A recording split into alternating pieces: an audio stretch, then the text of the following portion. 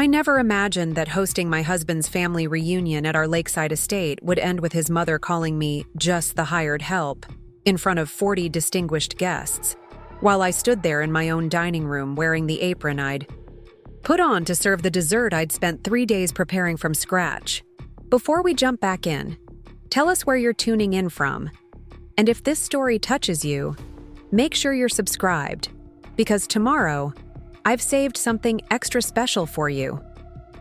Even less could I have anticipated the look of absolute panic on Margaret Whitfield's perfectly Botoxed face 2 hours later when the power grid failed, the backup generators wouldn't start, and she realized that the woman she'd just humiliated in front of everyone was the only person who knew how to restore electricity to a house full of international business leaders expecting to finalize million-dollar deals the next morning.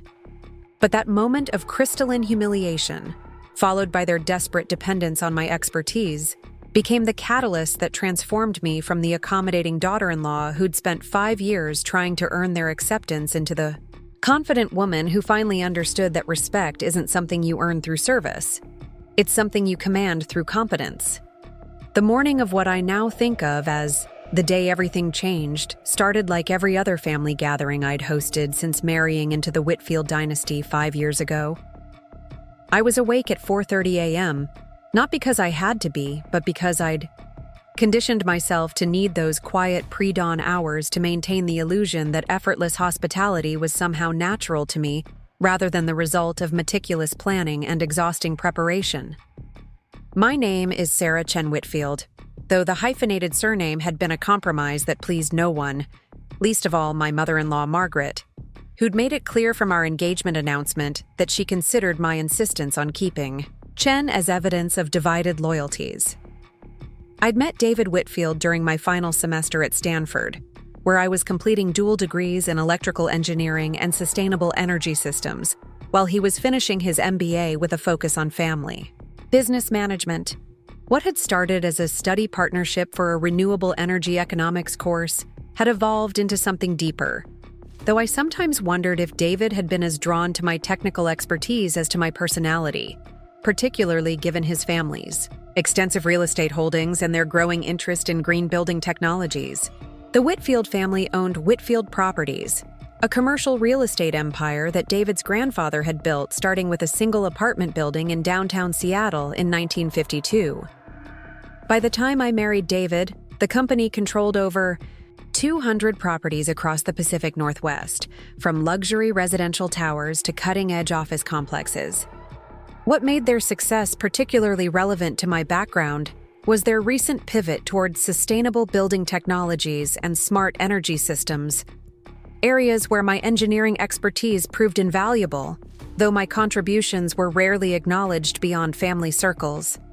Our home, where I was now preparing for the annual Whitfield family reunion, exemplified this intersection of luxury and technology.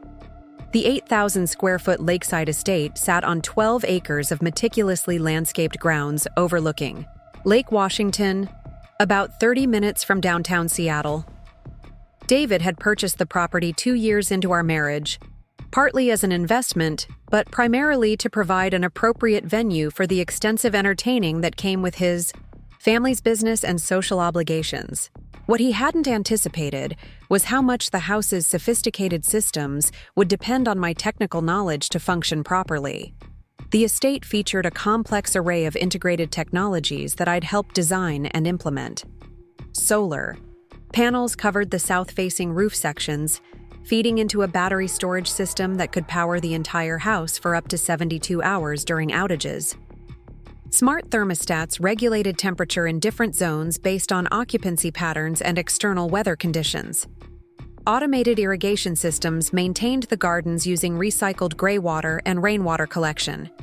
Even the lighting systems adjusted color temperature and intensity throughout the day to optimize both energy efficiency and human circadian rhythms. Managing these systems required more than basic technical knowledge. It demanded understanding of electrical engineering principles, familiarity with multiple software platforms, and the ability to troubleshoot complex problems when different components failed to communicate properly. David had initially been impressed by my ability to optimize our energy costs and maintain systems that most homeowners would need to hire specialists to manage.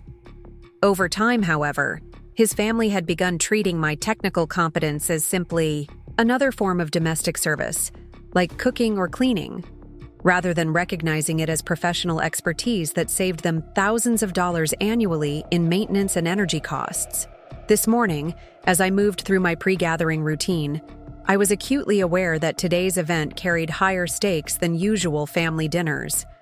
Margaret had invited several international business partners to join the traditional family reunion, transforming what was normally an informal gathering into a semi-official corporate networking event.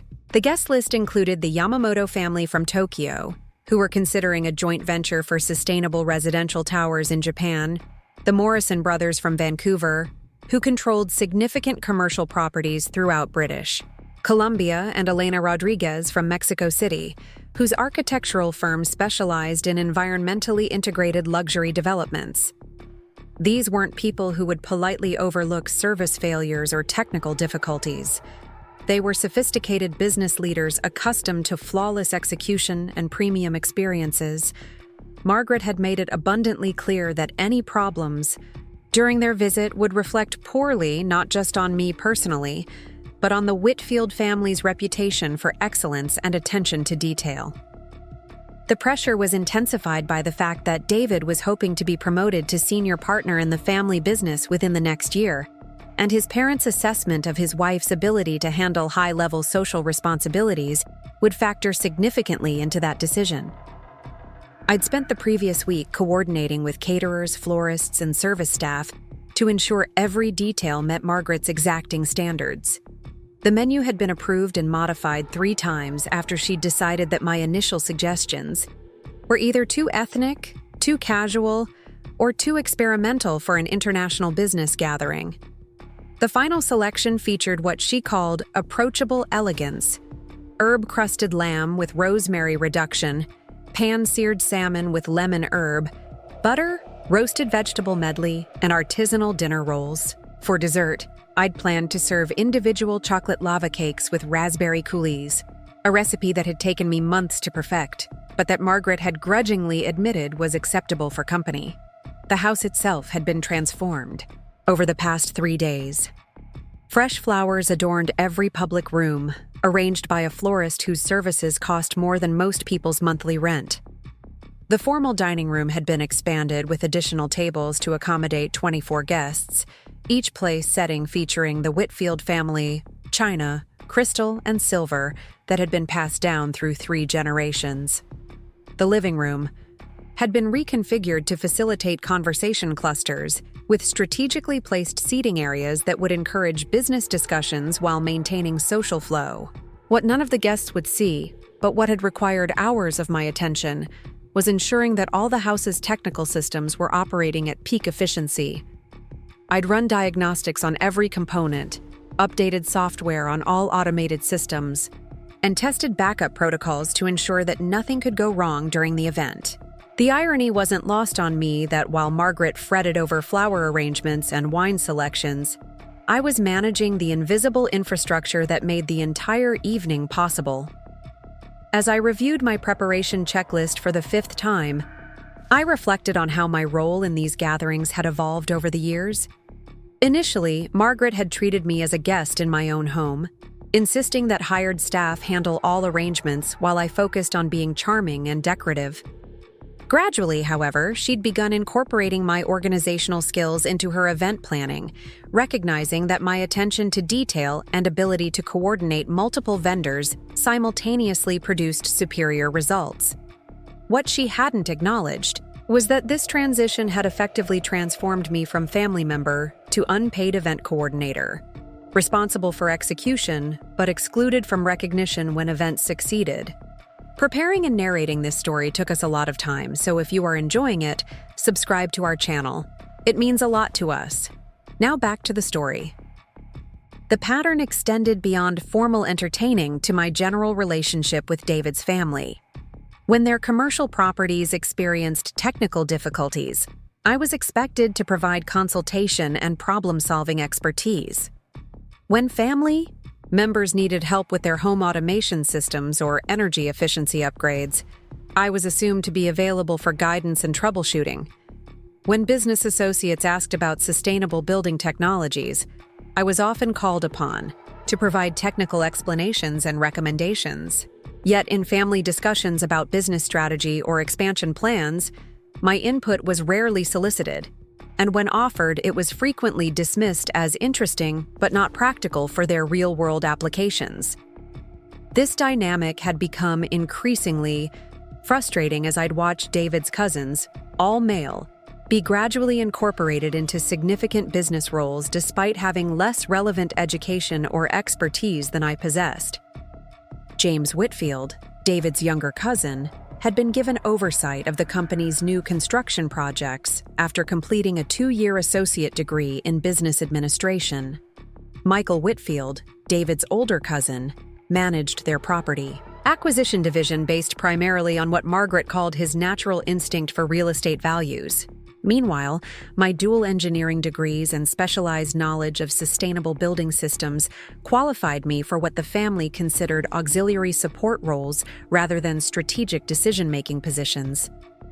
The frustration was compounded by the fact that I genuinely enjoyed many aspects of the work I did for the family. Solving complex technical problems energized me, and I took pride in optimizing systems for both efficiency and environmental responsibility.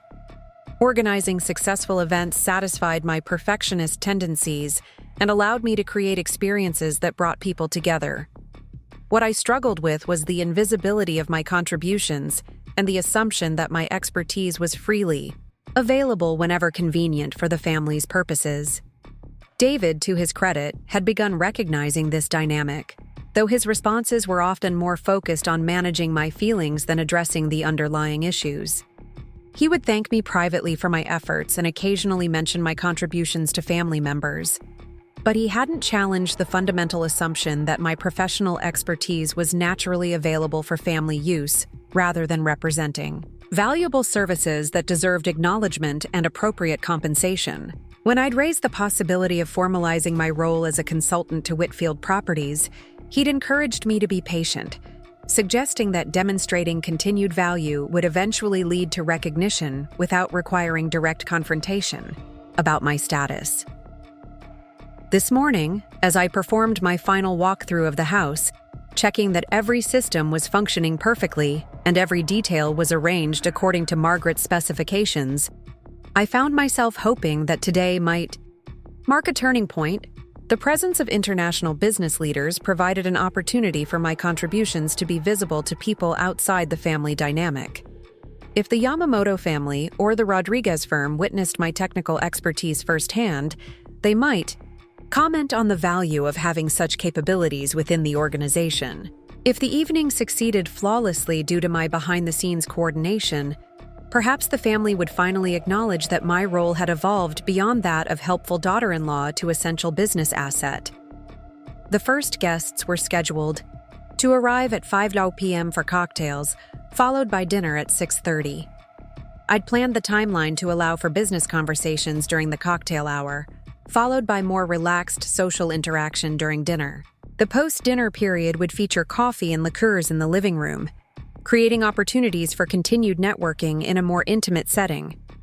Everything had been coordinated to support the dual objectives of family bonding and business development that Margaret had emphasized when planning the event. At 3 p.m., I began my final preparations, changing from the casual clothes I'd worn for setup into the outfit I'd carefully selected for the evening. Margaret had provided specific guidance about appropriate attire, emphasizing the importance of looking professional enough to interact with business guests while remaining approachable enough not to overshadow family members. The result was a tailored navy dress with 3/4 sleeves, conservative enough to meet Margaret's approval, but well-fitted enough to convey competence and confidence.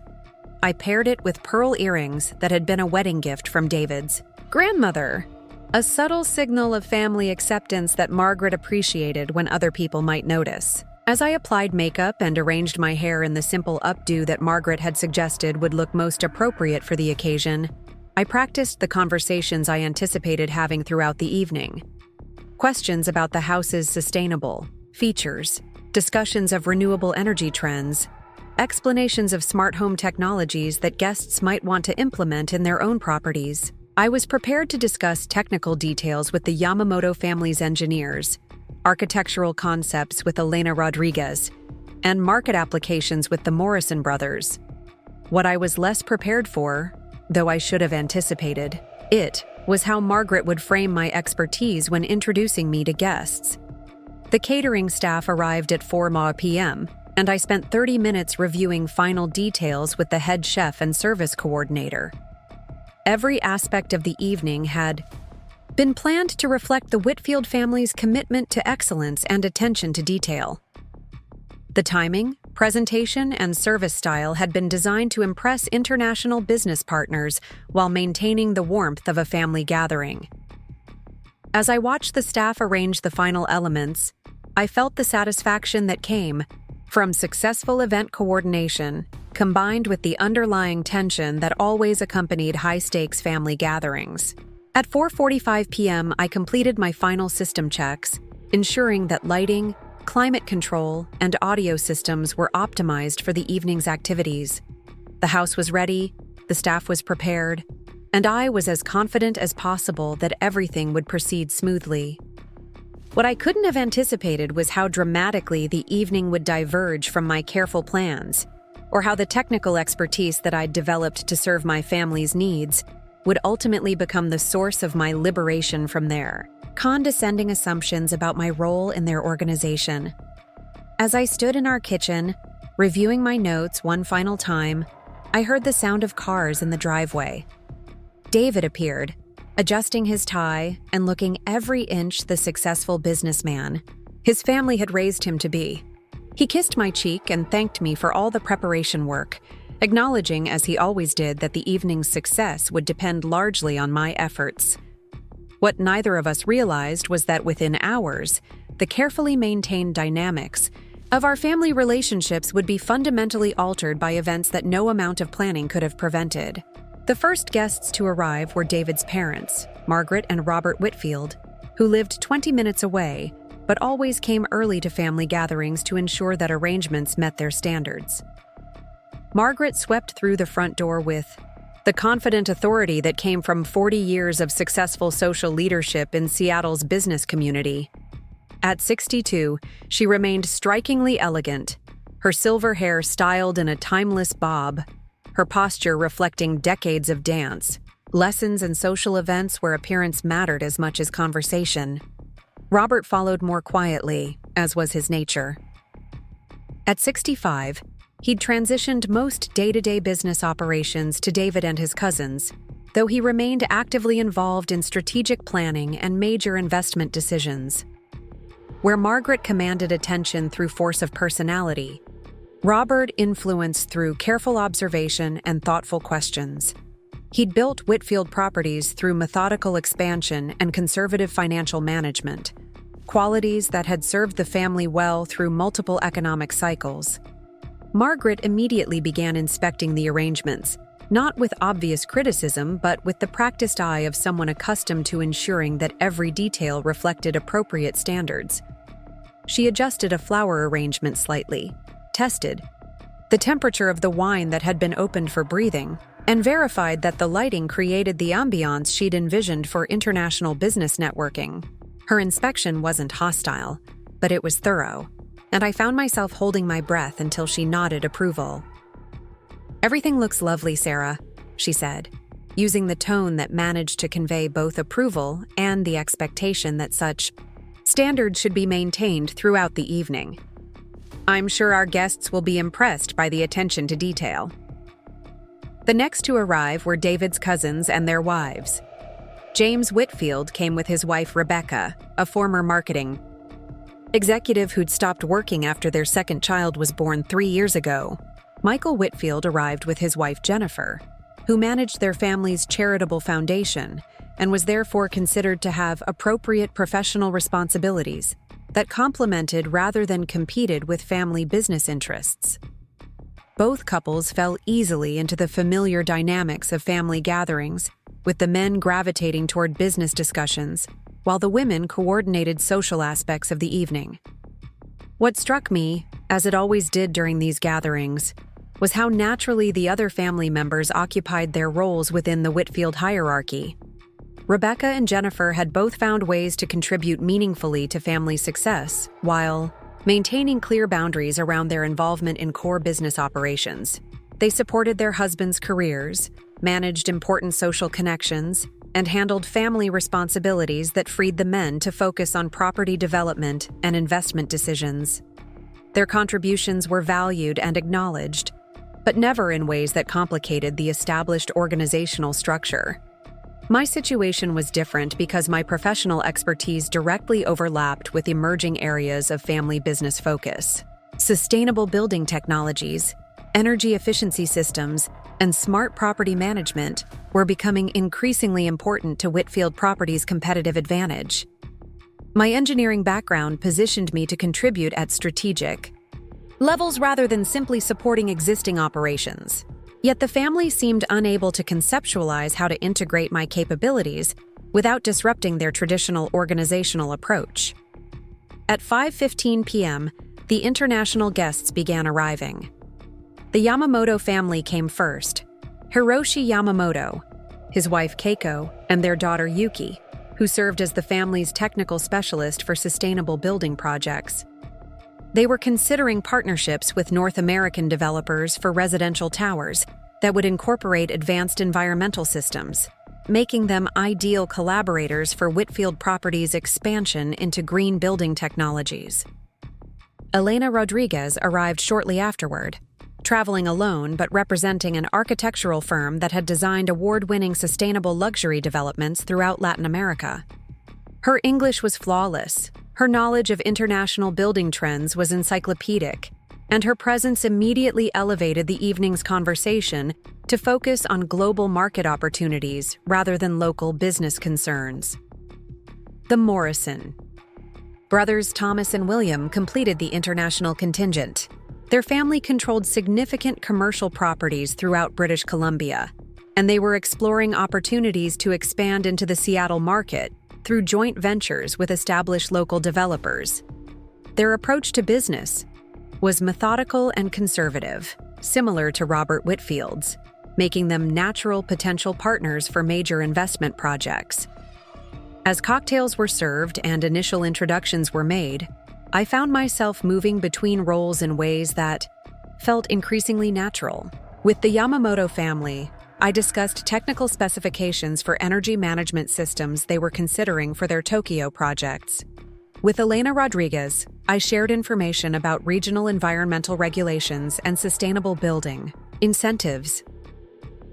With the Morrison brothers, I explained how our property's integrated systems had performed over the past 2 years and what improvements might be implemented in commercial applications.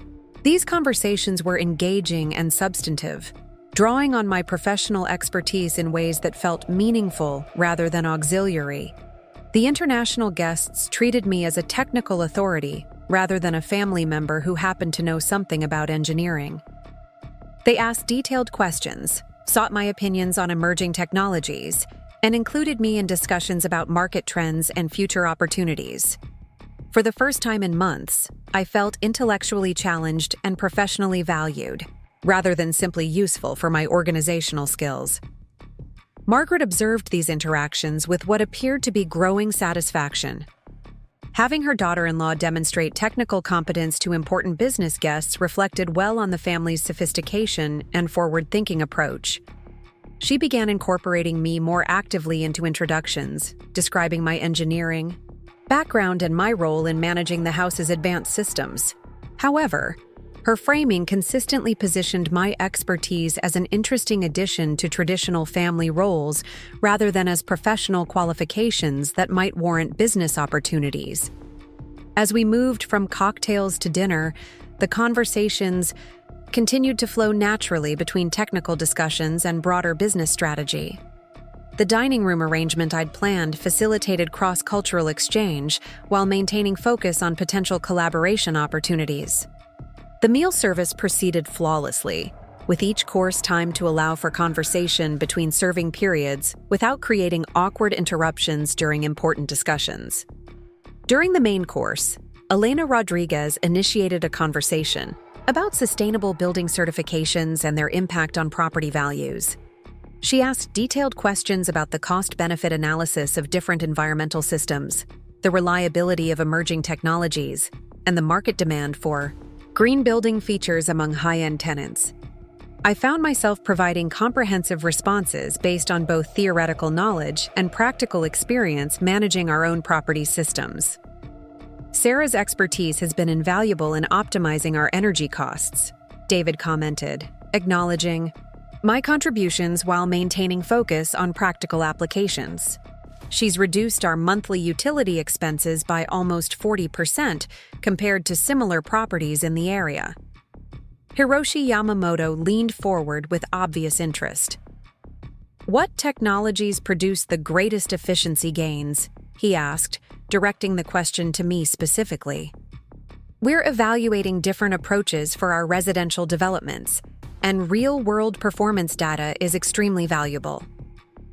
I spent the next 10 minutes explaining our solar battery integration, smart climate control systems, and water recycling technologies. The conversation evolved into a detailed discussion of implementation challenges, maintenance requirements, and optimization strategies that engaged everyone at the table. Even Robert Whitfield, who typically focused on financial rather than technical aspects of property development, asked thoughtful questions about capital costs and return on investment timelines. What became increasingly clear as the evening progressed was that my engineering expertise provided a unique competitive advantage for Whitfield properties.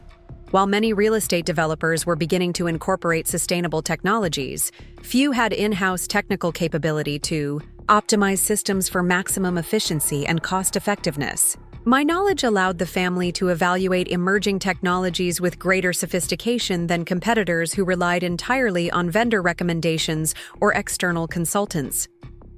Margaret seemed to recognize this dynamic, though she continued to frame my contributions within traditional family roles rather than considering more formal business arrangements.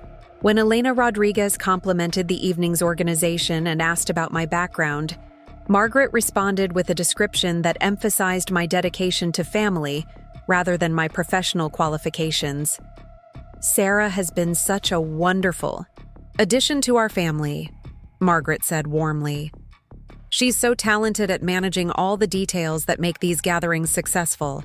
And of course, her technical background helps David understand all the new building technologies that are becoming so important in the business. The framing was subtle, but significant. Rather than acknowledging my expertise as an independent professional asset, Margaret positioned my capabilities as extensions of David's business development rather than recognizing my potential for direct contribution to family business operations. The international guests seemed somewhat puzzled by this characterization, particularly given the sophistication of the technical discussions I'd been leading throughout the evening. As dinner concluded and we moved to the living room for coffee and liqueurs, I felt cautiously optimistic about how the evening was progressing. The business conversations had been substantive and promising, with clear interest from all the international guests and potential collaboration opportunities. My technical contributions had been well received and had enhanced rather than disrupted the family's business development objectives. Most importantly, I'd felt intellectually engaged and professionally valued in ways that had been missing from recent family gatherings. What I couldn't have anticipated was how quickly and dramatically the evening's trajectory would change, or how the technical expertise that had made me feel valuable would soon become the source of power dynamics I'd never previously experienced. As I prepared to serve the individual chocolate lava cakes I'd spent days perfecting, I was focused on concluding the evening successfully, rather than recognizing that the most significant moments were still ahead. The living room conversations had divided naturally into smaller groups, with business discussions continuing alongside more personal exchanges about families, travel experiences, and cultural differences. The atmosphere was relaxed but purposeful, exactly what Margaret had hoped to achieve for networking that balanced relationship building with serious business exploration. I was moving between groups, ensuring that everyone had appropriate refreshments, while participating in conversations that drew on my technical knowledge. It was at precisely 8:47 p.m., as I was returning to the kitchen to begin plating dessert, that Margaret made the comment that would transform not just the remainder of the evening, but my entire relationship with David's family and my understanding of my role within their organization. I was arranging the chocolate lava cakes on individual serving plates when I heard Margaret's voice carry from the living room with perfect clarity. She was speaking to Elena Rodriguez, who had complimented the evening's seamless coordination, and asked about my professional background. What Margaret said next would replay in my mind for weeks afterward, each word etched with painful precision. "Oh, Sarah handles all the domestic arrangements so beautifully," Margaret said with the warm tone she reserved for explaining family dynamics to outsiders. "She's essentially our family's live-in coordinator. David is so fortunate to have someone who manages all the household details while he focuses on the important business decisions. She's really quite gifted at the service aspects of entertaining." Elena's response was barely audible, but I caught the confusion in her voice. I was under the impression that Sarah was an engineer. She seemed extremely knowledgeable about sustainable building technologies during our technical discussions. Margaret's laugh was light and dismissive, the sound she made when correcting minor misunderstandings.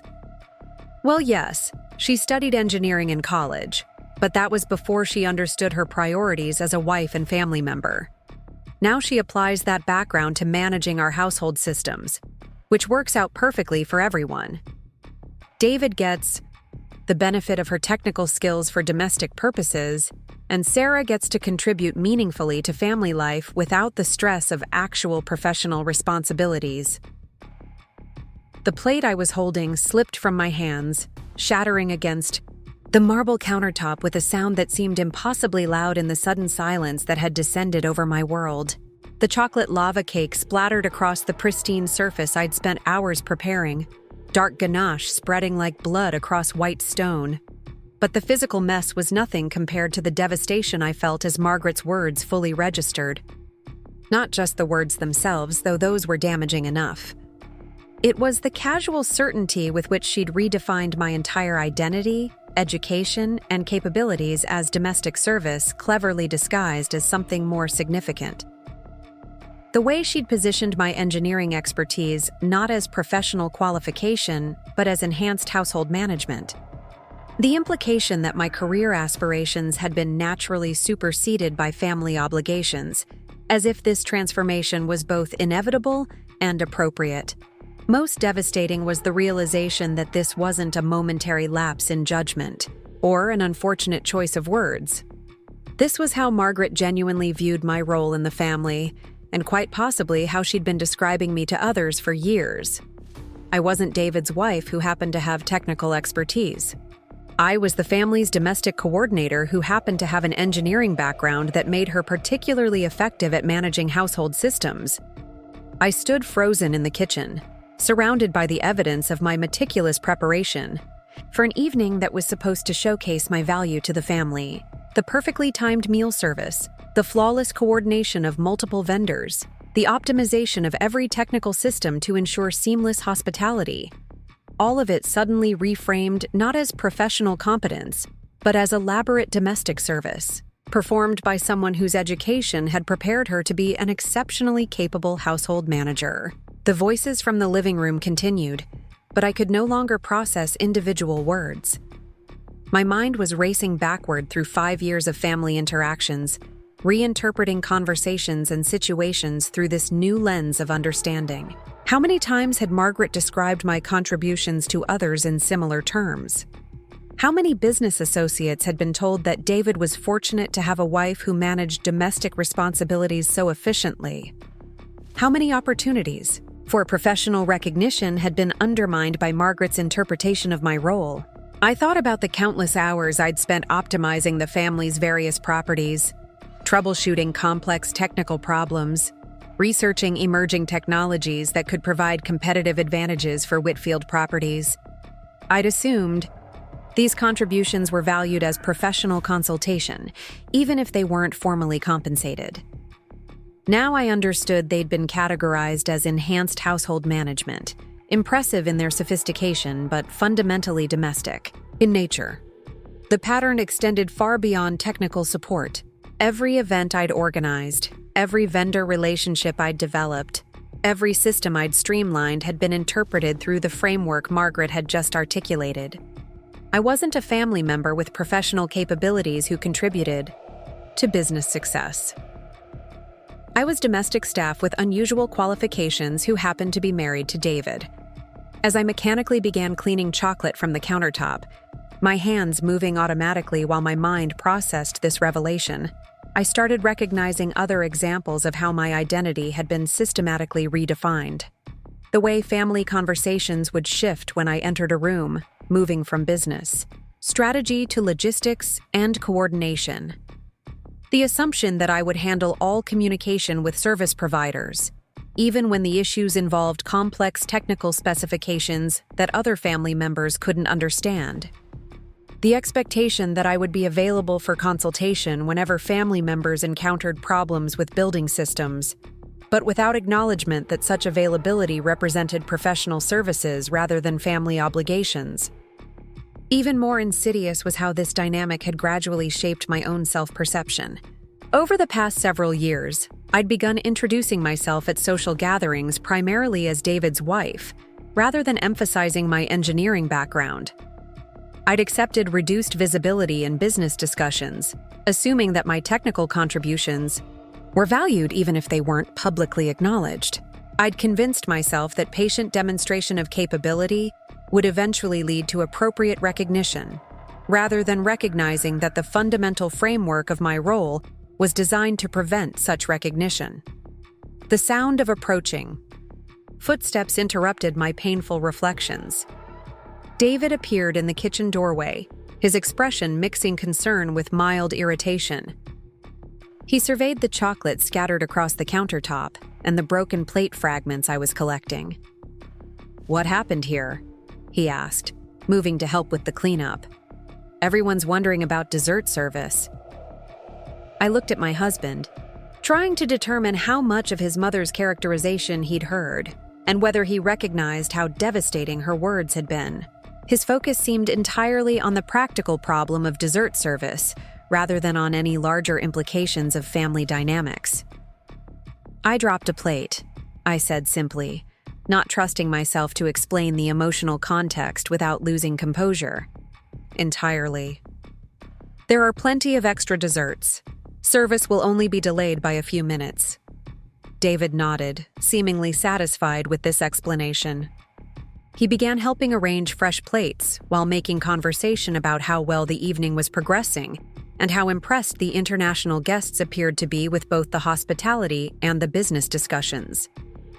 His enthusiasm for the evening's success only intensified my sense of disconnection from the family's interpretation of events. "The Yamamoto family seemed particularly interested in your technical explanations," he continued, unaware of how his phrasing echoed his mother's framing. "It's so helpful having someone who can answer their detailed questions about building systems." Elena Rodriguez was asking Mother about your background, and Mother explained how perfectly your engineering skills complement your role in managing family responsibilities. There it was.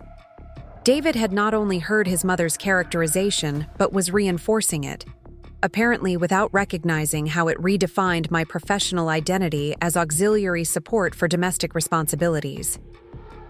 The engineering skills that I'd spent years developing weren't valued as independent professional qualifications, but as enhancements to my effectiveness as a family member.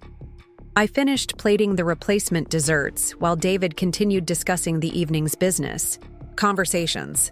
He was particularly excited about potential collaboration opportunities with the Rodriguez architectural firm and the possibility that Yamamoto family connections might facilitate Whitfield Properties' expansion into Asian markets. As he spoke, I found myself analyzing his language for clues about how he conceptualized my potential role in these developments. The analysis was revealing and depressing. David consistently referred to benefits the family business might derive from my technical knowledge, but always within the context of supporting his own professional advancement or the family's strategic objectives.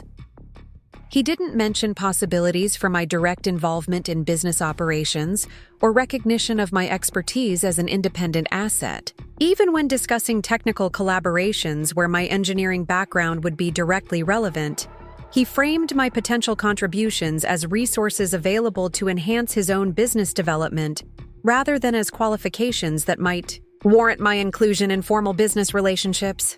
We returned to the living room together, carrying the dessert service that would complete an evening Margaret would undoubtedly consider a substantial success.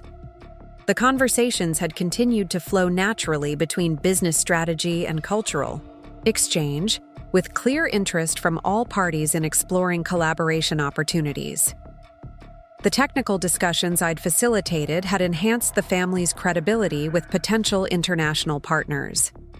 The seamless hospitality had demonstrated the kind of attention to detail that sophisticated business leaders expected from potential collaborators. What none of the guests could have anticipated was the emotional devastation I was experiencing beneath my composed exterior. As I served dessert and participated in the concluding conversations, I felt as though I was observing the evening from outside my own body.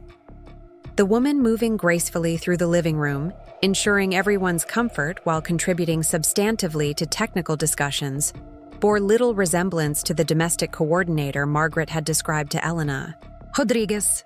Yet, as the evening progressed, I began noticing how other family members unconsciously reinforced Margaret's characterization. When business discussions became particularly complex, Rebecca and Jennifer would redirect conversation to more social topics, while I was expected to continue providing technical input as needed. When guests complimented the evening's organization, credit was attributed to the family's hospitality standards rather than to my specific planning and coordination efforts. When international visitors asked about sustainable building technologies, my responses were introduced as examples of how the family incorporated diverse perspectives rather than as expert consultation. The most painful aspect was recognizing how naturally I had accepted these dynamics. I had convinced myself that patient demonstration of capability would eventually lead to appropriate recognition.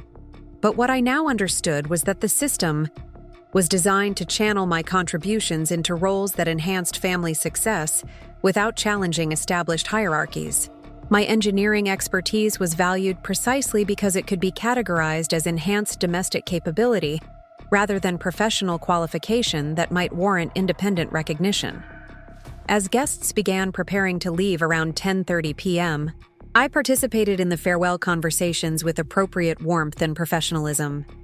Elena Rodriguez thanked me specifically for the technical discussions and mentioned her interest in continuing conversations about sustainable building innovations. Hiroshi Yamamoto complimented the evening's seamless coordination and noted that the integration of advanced systems with traditional hospitality created exactly the kind of sophisticated environment their developments aimed to achieve. These acknowledgments should have felt validating, but instead they highlighted the gap between how outside professionals viewed my capabilities and how my own family categorized my contributions. International business leaders recognized technical expertise and professional competence. My in-laws saw enhanced domestic service performed by someone with useful educational background.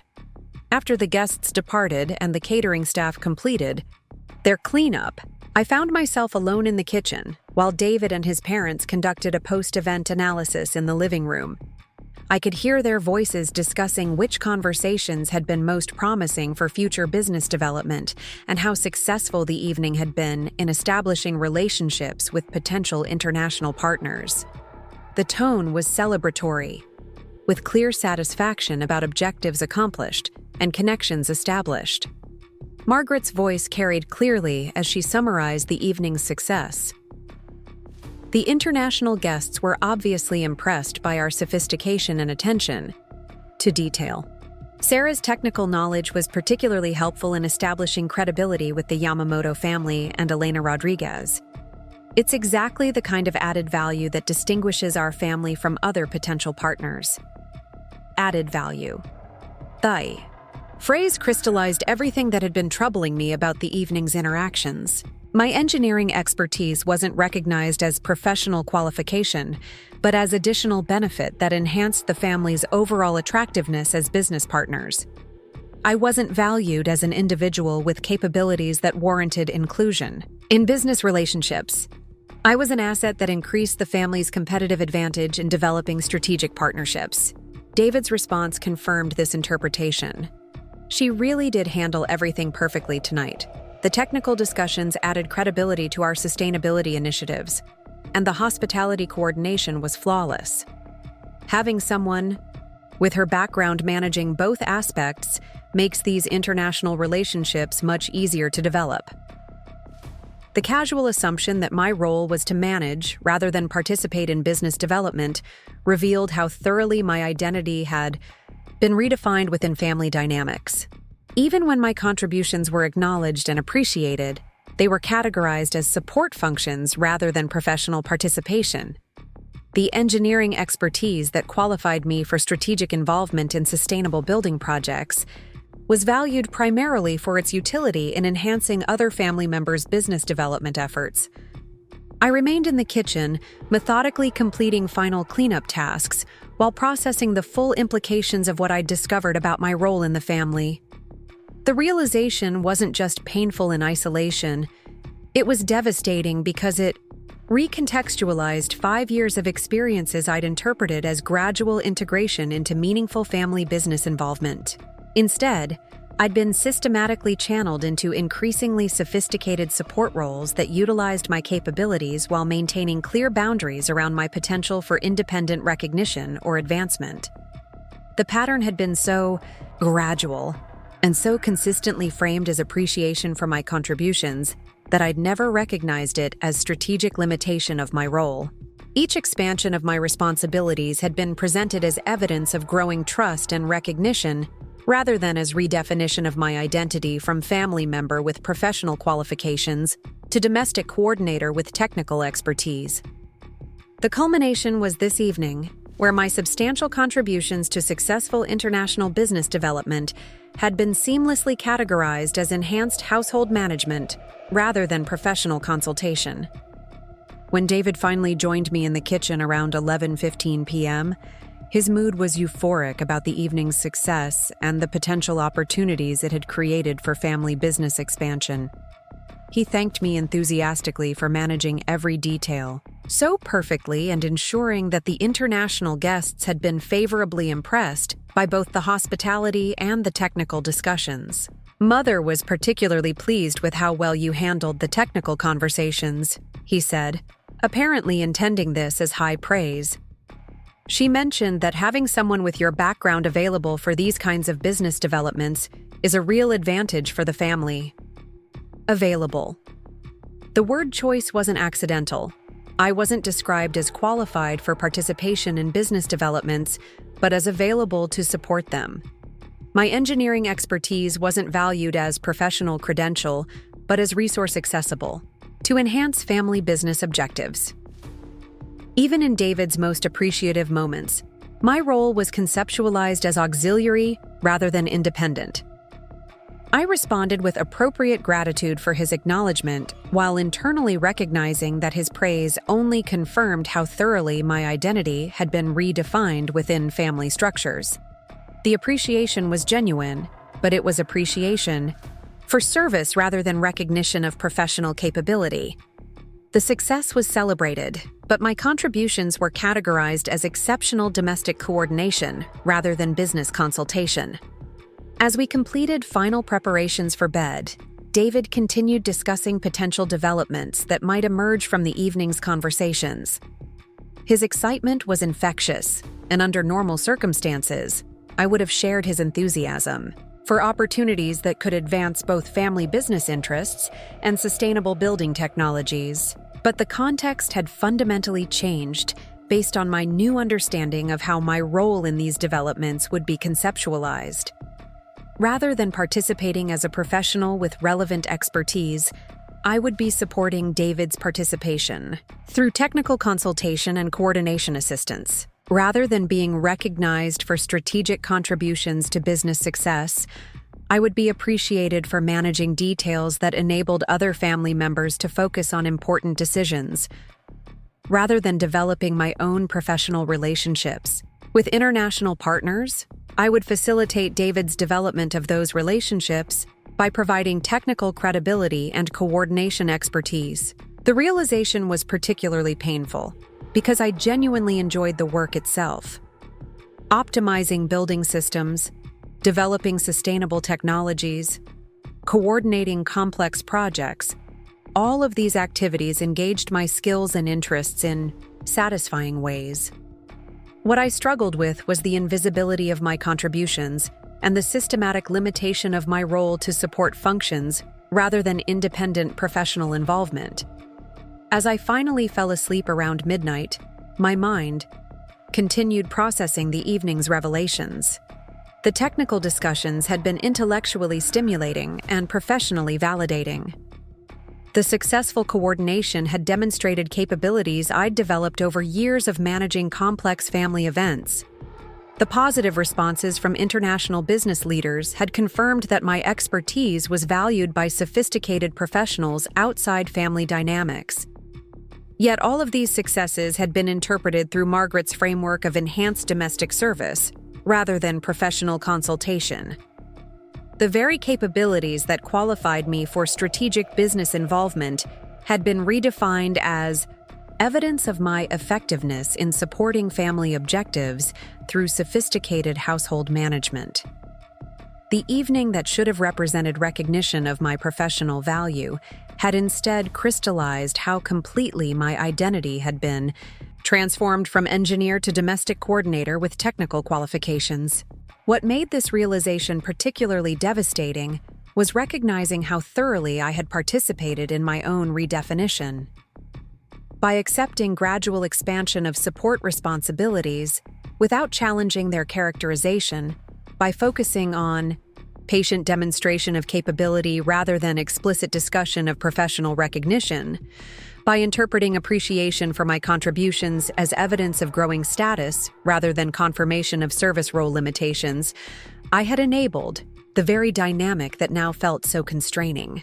The next morning brought a series of follow-up communications that further confirmed my new understanding of family dynamics. Elena Rodriguez sent a gracious thank you note addressed to Margaret and Robert, complimenting the evening's organization and expressing interest in continuing technical discussions. However, her phrasing suggested that she understood me to be available for consultation rather than qualified for direct business involvement. The Yamamoto family's message similarly acknowledged my technical knowledge while directing future communications through David as the appropriate business contact. These responses weren't intentionally dismissive or disrespectful. They reflected the framework Margaret had established when describing my role to international guests. I was technical resource available to support family business development, rather than professional partner qualified for independent business relationships. Even when outside parties recognized my expertise, they understood it to be accessible through family connections rather than representing independent professional qualifications. The Morrison brothers' follow-up communication was particularly revealing. Their note thanked David for arranging technical discussions that had been helpful in evaluating sustainable building technologies for their Vancouver properties. They expressed interest in continuing these conversations and requested David's assistance in connecting them with appropriate technical consultants for their expansion projects. Despite having interacted directly with me throughout the evening's technical discussions, they assumed that future technical consultation would be arranged through David rather than involving me directly. This pattern continued throughout the following week as various opportunities emerged from the evening's networking success. Every potential business development was channeled through David as the appropriate family representative, with my technical expertise available to support his participation rather than qualifying me for independent involvement. The very success of my contributions to the evening had established me more firmly as technical resource rather than business partner. Margaret's satisfaction with these developments was obvious during our next family interaction. She complimented my handling of the international guests and noted how effectively my technical knowledge had enhanced the family's credibility with potential business partners. Her appreciation was genuine, but it was appreciation for performance of support role rather than recognition of professional qualification. "It's wonderful having someone with your background available to help David navigate these technical discussions," she said, apparently intending this as praise. "Your engineering knowledge gives the family such an advantage in developing relationships with these sophisticated international partners." The phrasing was consistent with how she'd described my role to Elena Rodriguez. I wasn't valued as professional with independent qualifications, but as family resource that enhanced collective capability. My engineering expertise wasn't recognized as career foundation, but as useful background that increased my effectiveness in supporting family business objectives. The most troubling aspect was recognizing how systematically this dynamic extended beyond business relationships to every aspect of family interaction. When technical problems arose at various family properties, I was expected to provide consultation and troubleshooting expertise.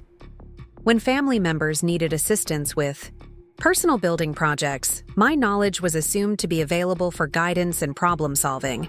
When business associates requested information about sustainable technologies, I was called upon to provide explanations and recommendations. Yet, in family discussions about business strategy, expansion plans, or investment decisions, my input was rarely solicited, and when offered, was frequently dismissed as interesting but not practical for real-world applications.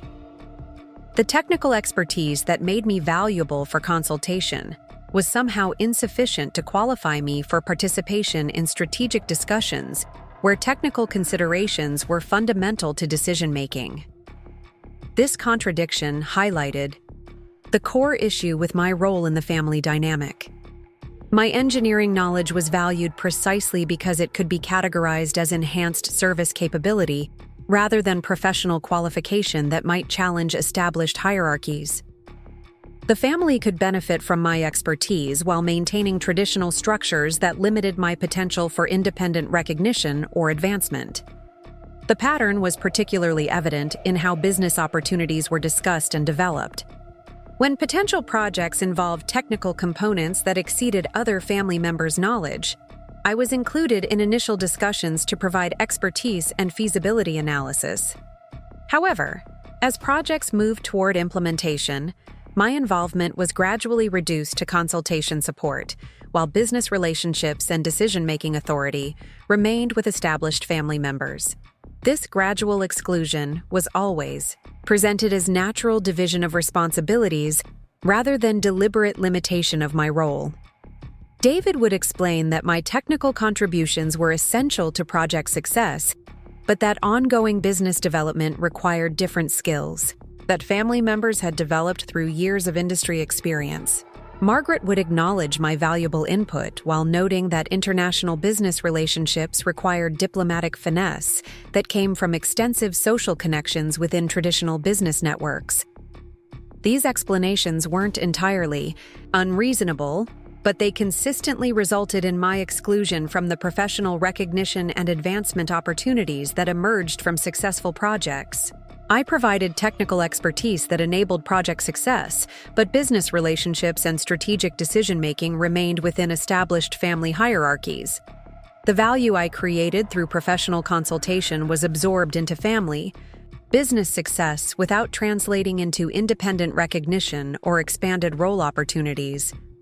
What made this dynamic particularly insidious was how it was disguised as appreciation and inclusion rather than limitation and control.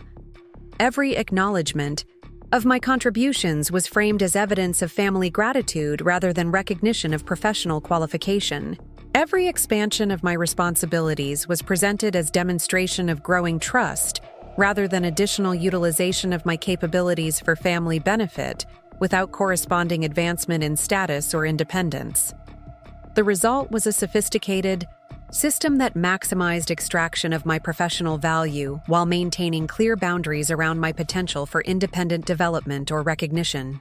I had become what Margaret had described to Elena Rodriguez, a highly qualified domestic coordinator whose technical expertise enhanced family capability without challenging traditional structures of authority and advancement. The crisis began 3 weeks later during what should have been a routine dinner with David's business partners.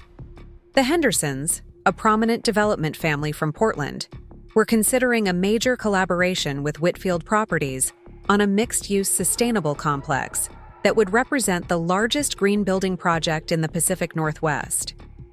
The dinner was meant to finalize terms and celebrate the partnership, with the signing scheduled for the following morning. I had spent 2 days preparing our home for this crucial business dinner, coordinating with caterers to create a menu that would impress the Hendersons while accommodating their various dietary restrictions. More importantly, I had conducted extensive research on the proposed building project, analyzing the technical specifications and identifying potential optimization opportunities that could reduce construction costs by an estimated 12%, while improving environmental performance ratings.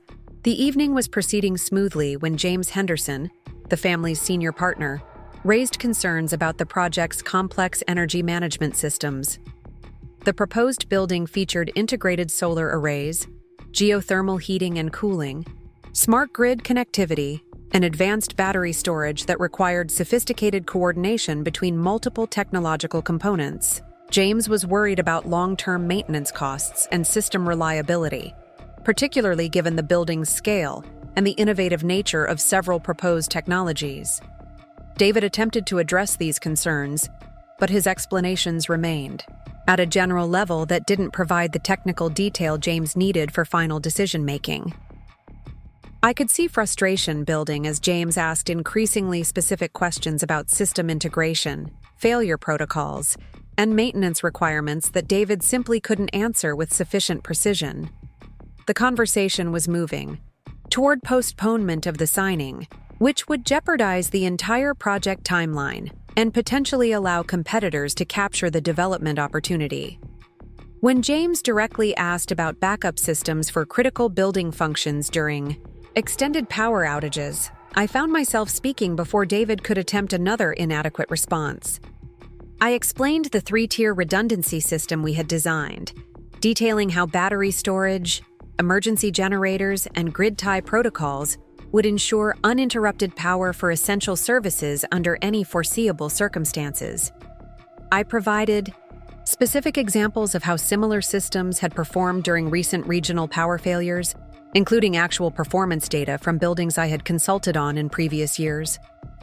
James leaned forward with obvious interest, asking follow-up questions about installation costs, maintenance schedules, and integration challenges.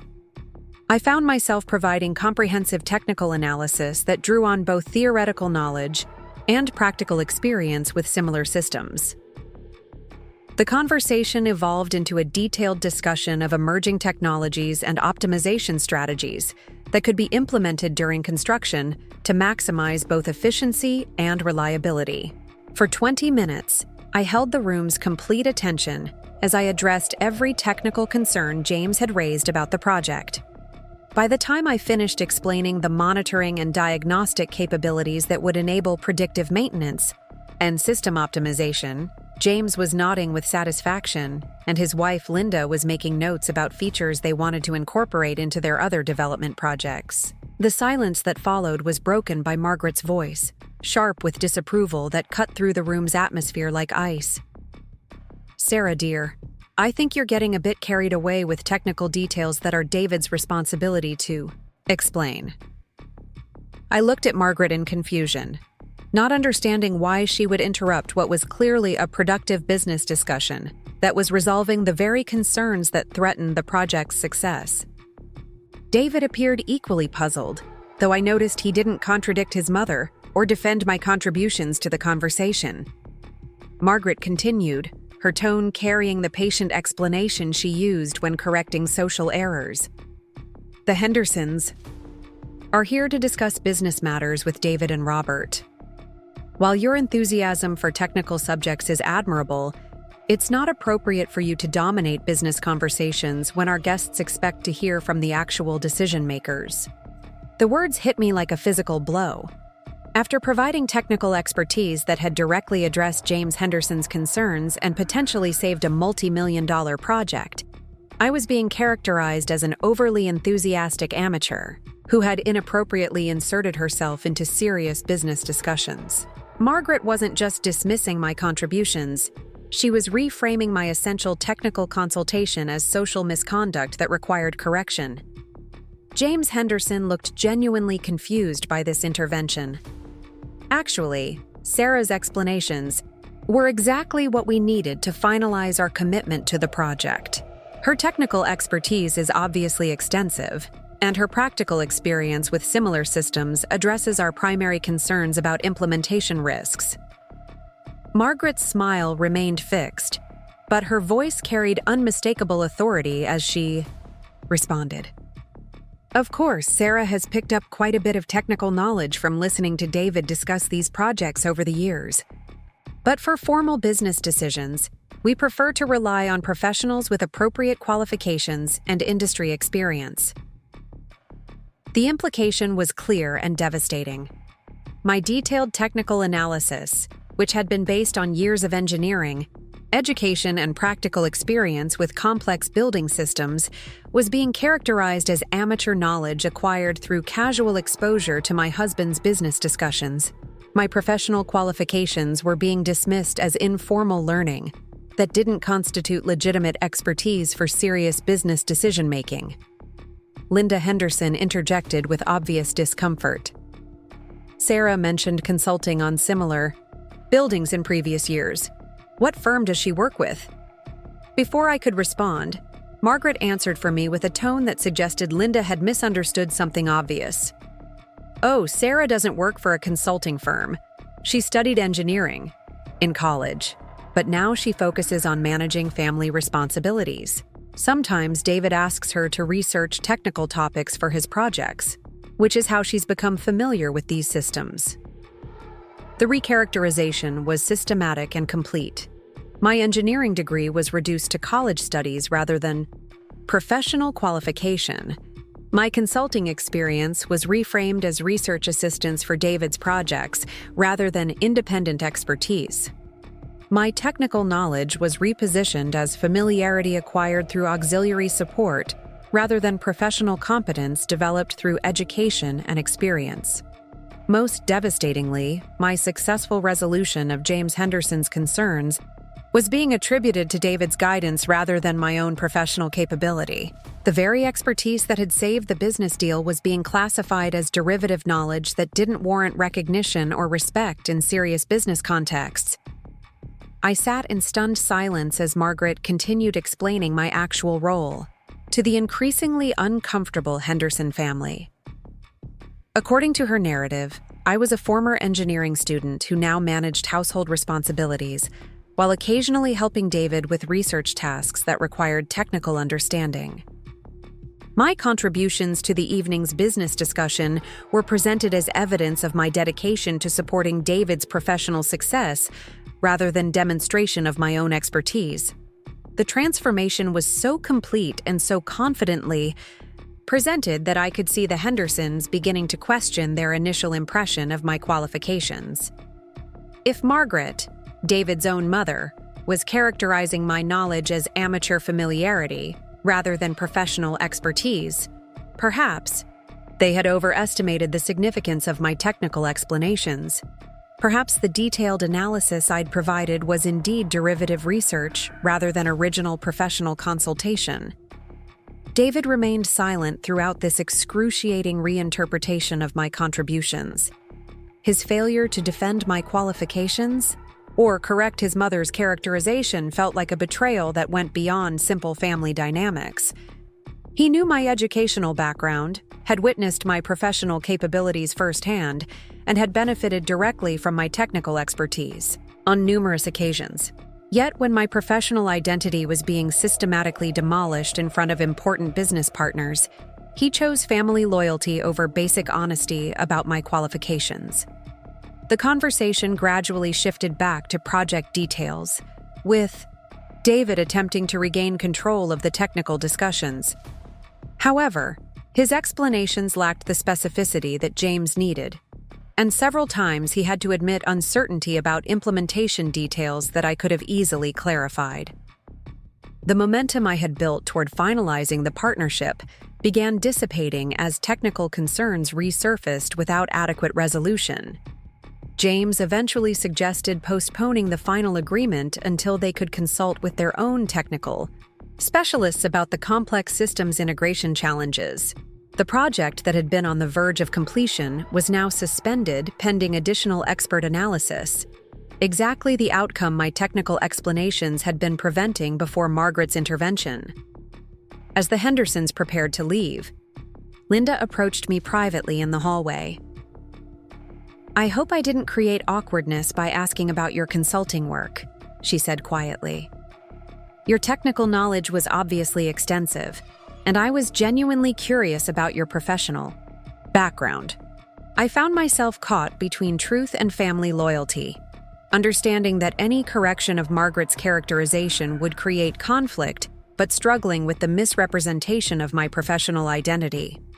I appreciate your interest in the technical aspects," I replied carefully. "I hope the project moves forward successfully." Linda nodded, but I could see continued confusion in her expression. She had witnessed detailed technical expertise that contradicted Margaret's casual dismissal of my qualifications, but family dynamics had created a situation where questioning those characterizations would be socially inappropriate. The result was doubt about the reliability of information I had provided, exactly the outcome Margaret's intervention had been designed to achieve. After the Hendersons departed, David immediately began discussing strategies for recovering the partnership. Opportunity. He was clearly frustrated by the evening's conclusion and concerned about the project's uncertain status. However, his analysis focused entirely on scheduling additional meetings and providing supplementary technical documentation rather than acknowledging how his mother's intervention had undermined the progress I had made toward resolving their concerns. "I'll need to arrange for Henderson to speak with our consulting engineers," David said, apparently not recognizing the irony of seeking outside expertise to address questions I had already answered comprehensively. "Maybe if they hear the technical explanations from certified professionals, they'll feel more confident about moving forward." The phrase "certified professionals" stung particularly deeply because it implied that my explanations had been inadequate, not due to content, but due to credentials. David was planning to pay external consultants to provide the same technical analysis I had already delivered, simply because those consultants would have professional standing that Margaret had denied me. Margaret expressed satisfaction with how she had managed what she clearly viewed as an inappropriate social situation. "Sarah got a bit too enthusiastic about technical details," she explained to David, using the tone of someone who had prevented a larger problem. The Hendersons needed to hear business explanations from appropriate family representatives, rather than getting confused by amateur technical discussions. Amateur technical discussions. The phrase crystallized everything that was wrong with how my contributions were being characterized. Technical analysis that had directly addressed client concerns and moved the project toward completion was being dismissed as amateur confusion rather than professional expertise. My engineering knowledge was being categorized as enthusiasm rather than qualification, exactly the dynamic that had been developing throughout my marriage but had never been stated so explicitly. David's response revealed how thoroughly he had internalized his mother's framework for understanding my role. "You're right that we need to maintain professional boundaries in business discussions," he agreed. "Sarah's technical interests are helpful for background research, but formal presentations should come from family members with established business relationships." Technical interests, background research, the casual dismissal of expertise that had been essential to business. Success was stunning in its completeness. David was accepting his mother's characterization of my professional knowledge as personal hobby rather than business asset, despite having witnessed the practical value of my contributions throughout our marriage. I excused myself from their post-meeting analysis and retreated to my home office, a space I had created for managing both household coordination and the consulting work I had been doing quietly for several years. Surrounded by technical manuals, project files, and the evidence of my actual professional activities, I began processing the full significance of what had just occurred. The evening's events represented more than casual dismissal of my contributions. They revealed a systematic strategy for containing my professional identity within boundaries that preserved traditional family hierarchies while extracting maximum value from my capabilities. Margaret's intervention hadn't been spontaneous reaction to social awkwardness. It had been calculated management of a situation where my expertise threatened to disrupt established patterns of business authority. What made the situation particularly devastating was recognizing how effectively the strategy had worked. By questioning my qualifications rather than my knowledge, Margaret had undermined the credibility of accurate technical information without having to dispute its content. By reframing professional expertise as amateur enthusiasm, she had maintained family authority structures while ensuring that my contributions wouldn't be valued as independent professional capability. The Hendersons' confusion demonstrated how successfully this approach could manipulate outside perceptions. They had witnessed technical competence that clearly exceeded amateur familiarity, but family characterizations had created doubt about whether that competence represented legitimate professional qualification. The result was suspension of a business deal that my expertise had been resolving, precisely because that expertise couldn't be acknowledged without disrupting traditional family dynamics. As I sat in my office reviewing the technical specifications I had researched for the Henderson project, I began recognizing the broader pattern of professional limitation that had been systematically implemented throughout my marriage. Every significant contribution I made to family business success was recontextualized to preserve existing hierarchies while denying me independent professional recognition. Technical expertise was valued when it enhanced family capability, but contained when it threatened to establish my independent professional standing. The contradiction was becoming impossible to ignore. My engineering knowledge was sophisticated enough to resolve complex business problems and save major deals, but somehow insufficient to warrant acknowledgement as professional qualification. In business discussions, my technical analysis was detailed enough to address client concerns that family members couldn't handle, but inappropriate for me to present directly to business partners. My professional capabilities were essential to family business success, but had to remain invisible to maintain traditional authority structures. What made this realization particularly painful was understanding how thoroughly I had enabled the system through my own responses. By accepting gradual marginalization of my professional identity in exchange for family harmony, by focusing on patient demonstration of capability rather than explicit defense of my qualifications, by interpreting family appreciation for my contributions as evidence of growing recognition rather than confirmation of service role limitations, I had participated in my own professional erasure. The consulting work I had been doing independently represented the clearest evidence of this dynamic. Over the past 3 years, I had quietly developed relationships with several architectural firms and construction companies who valued my expertise in sustainable building systems. These professional relationships provided both income and intellectual satisfaction that family business involvement had gradually eliminated. However, I had kept this work largely separate from family knowledge. To avoid complications with David's business relationships and Margaret's expectations about my role. Now I understood that this separation hadn't been protecting family harmony. It had been enabling family exploitation of my capabilities while preventing me from receiving appropriate recognition for my professional qualifications. By keeping my independent consulting work invisible, I had allowed family members to continue benefiting from my expertise while maintaining their narrative that my knowledge was amateur familiarity rather than professional competence. The technical specifications spread across my desk represented hundreds of hours of professional analysis that had contributed directly to Whitfield Properties' competitive advantages in sustainable building markets. Energy efficiency calculations, system integration protocols, cost-benefit analyses for emerging technologies, all produced through the same expertise that Margaret had just dismissed as amateur enthusiasm. The disconnect between the sophistication of this work and the family's characterization of my capabilities was becoming impossible to rationalize. More significantly, I was beginning to recognize how much professional opportunity I had sacrificed.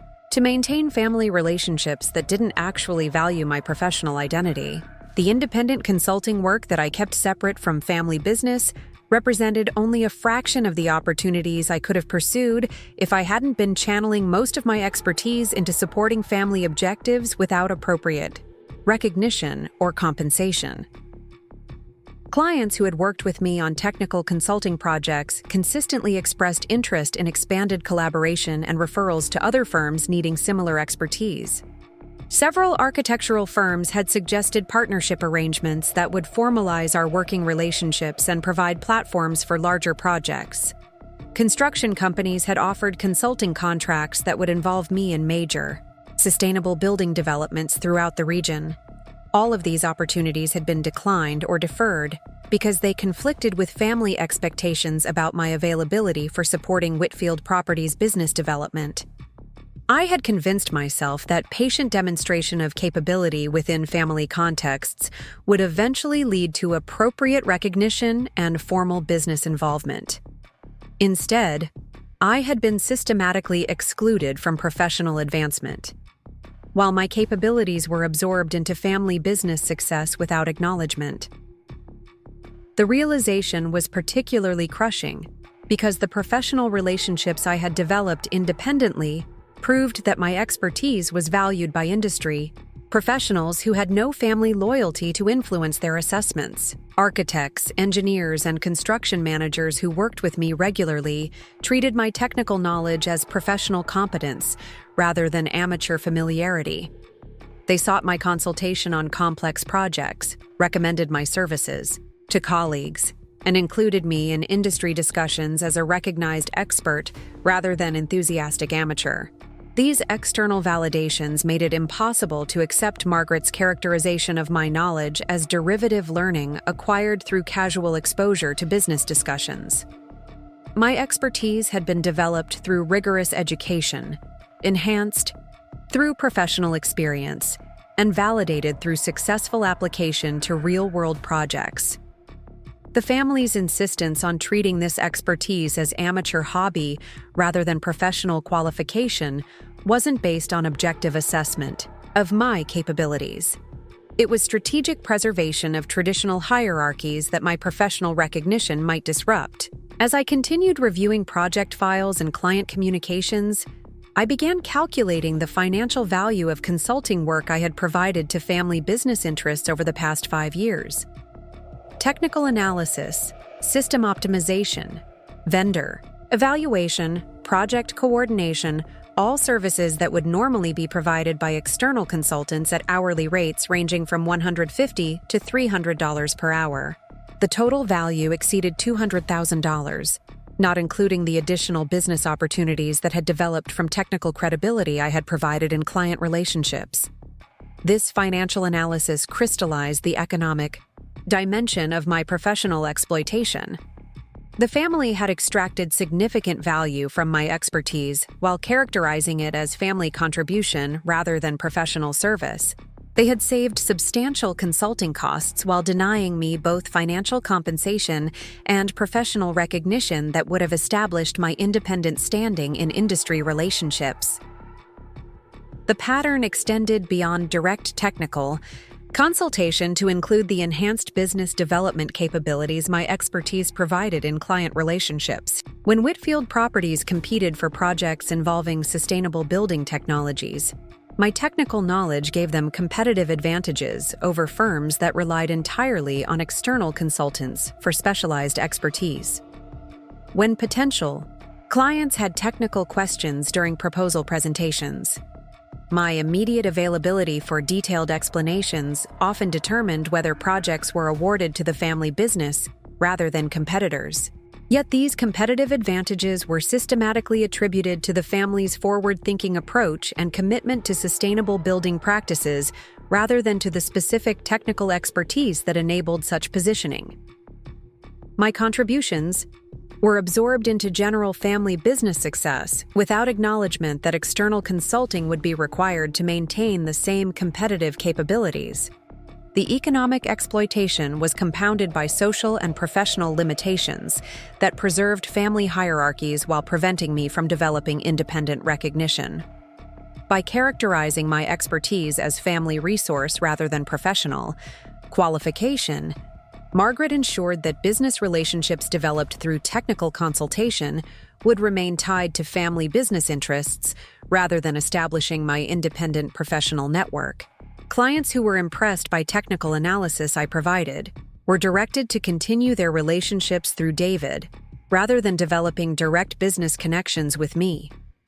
Industry professionals who expressed interest in my expertise were introduced to family business capabilities rather than my individual professional qualifications. Even when projects succeeded primarily due to my technical contributions, credit was attributed to family business excellence rather than specific expertise that had enabled that success. This systematic channeling of professional recognition through family business relationships had prevented me from developing the independent industry standing that would enable direct client relationships and collaborative opportunities with other professionals. After 5 years of substantial contributions to successful sustainable building projects, I remained professionally invisible in industry contexts, despite having provided expertise that was essential to those projects' success. The realization was devastating because it revealed how completely my professional development had been subordinated to family business interests without reciprocal recognition or advancement opportunities. I had provided professional services that enhanced family competitive advantages, saved substantial consulting costs, and contributed directly to major business successes. In return, I had received appreciation for family contribution and gradual expansion of service responsibilities, but no acknowledgement of professional qualification or opportunity for independent advancement. What made the situation particularly infuriating was recognizing how different the dynamic would be if my gender or family relationship status were different. If I were David's brother rather than his wife, if I were male rather than female, if I had joined the family business as professional hire rather than through marriage, my technical expertise would undoubtedly be recognized as business asset rather than enhanced domestic capability. The very same knowledge and skills that were being dismissed as amateur enthusiasm would be valued as professional qualification that warranted appropriate recognition and advancement opportunities. This recognition sparked something I hadn't felt in years: genuine anger rather than disappointment or frustration. I was angry at Margaret for systematically undermining my professional identity to preserve traditional hierarchies. I was angry at David for failing to defend my qualifications when they were being misrepresented to important business partners. I was angry at myself for enabling this dynamic through accommodation and patience rather than explicit defense of my professional standing. Most significantly, I was angry at the waste of potential that this system represented.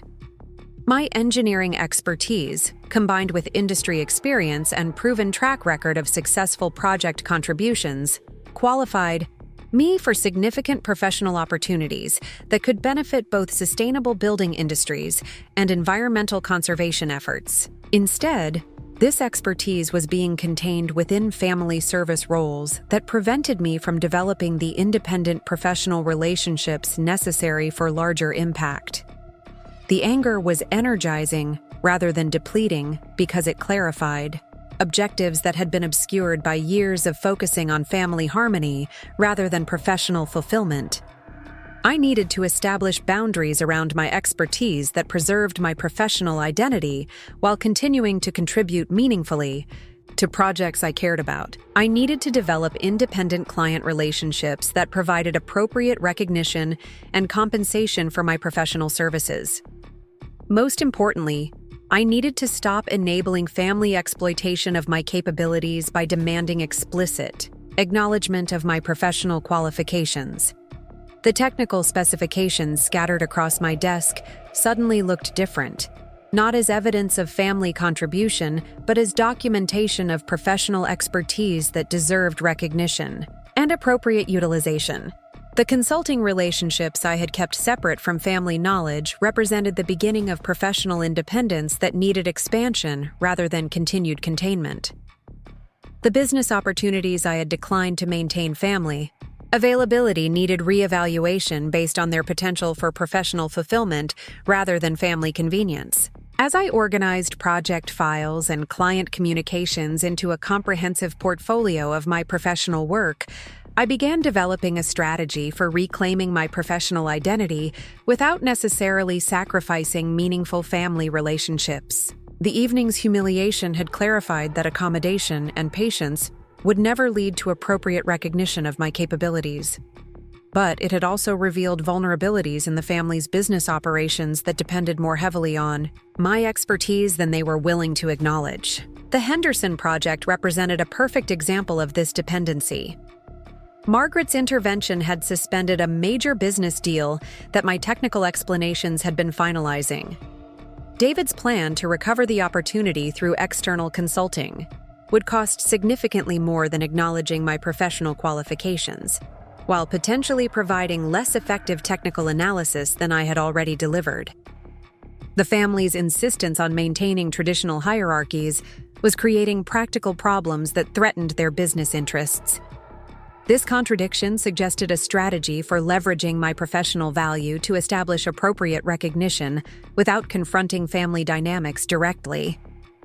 If I could demonstrate that external validation of my expertise was essential to family business success, if I could show that denying my professional qualifications was creating competitive disadvantages and unnecessary costs, if I could prove that my independent professional development would enhance rather than threaten family business interests, perhaps I could achieve recognition through practical necessity rather than emotional appeal. The approach would require careful coordination of my independent consulting work with strategic withdrawal of freely provided family services. Instead of continuing to provide unlimited technical consultation for family business interests, I would establish clear boundaries around my professional availability that required explicit acknowledgement of my expertise.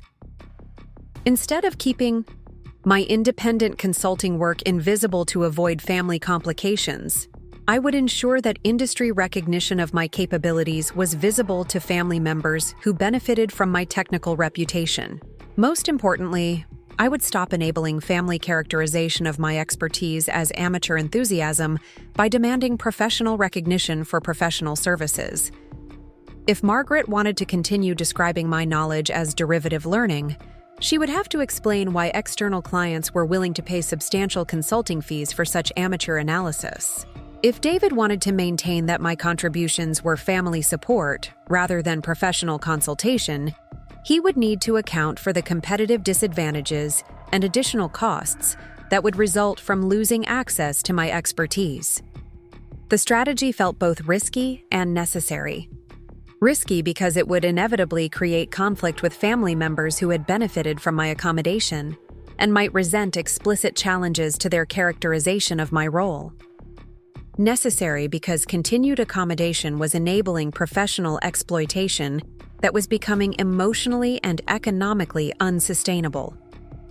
As I finalized my analysis of the evening's events and their broader implications for my professional development, I heard footsteps in the hallway outside my office. David appeared in the doorway, looking concerned about my extended absence from family discussions about recovering the Henderson opportunity. "Are you all right?"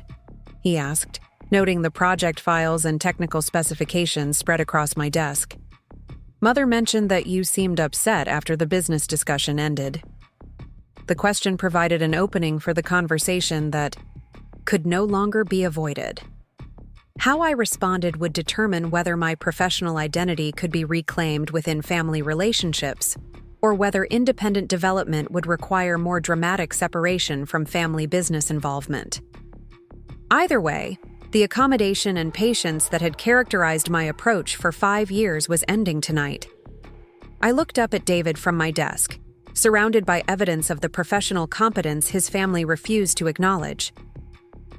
"Actually, I'm more than all right," I said, my voice carrying a clarity that surprised both of us. "I'm finally seeing things as they really are." David entered my office cautiously, glancing at the technical specifications and client files that documented years of expertise his mother had just dismissed as amateur enthusiasm. "I know Mother was a bit harsh tonight, but you understand she was trying to maintain professional boundaries with important clients." The casual acceptance of his mother's harshness as reasonable boundary maintenance revealed how completely David had internalized the family's framework for containing my professional identity. He genuinely believed that Margaret's systematic dismantling of my credibility had been appropriate business protocol rather than strategic professional sabotage. "Professional boundaries," I repeated, standing and moving to face him directly. "Is that what you call it when your mother tells business partners that my engineering degree is just college studies and my consulting experience is research assistance for your projects?"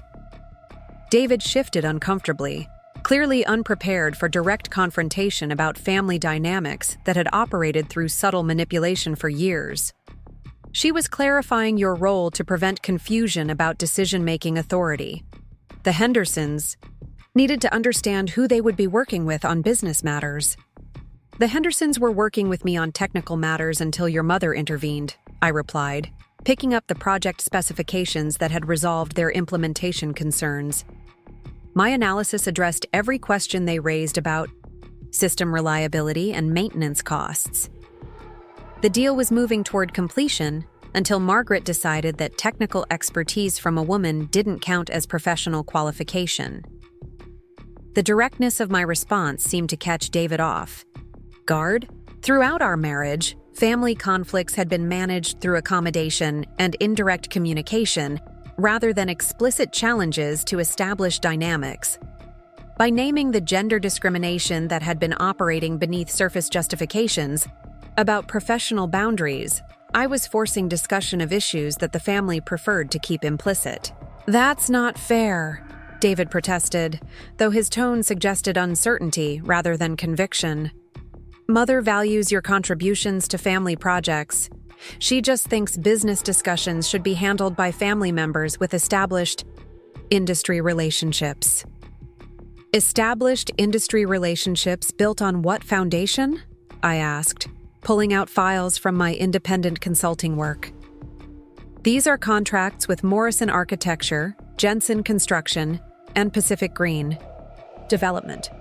3 firms that pay me professional consulting rates for the same expertise your mother characterized as amateur enthusiasm tonight."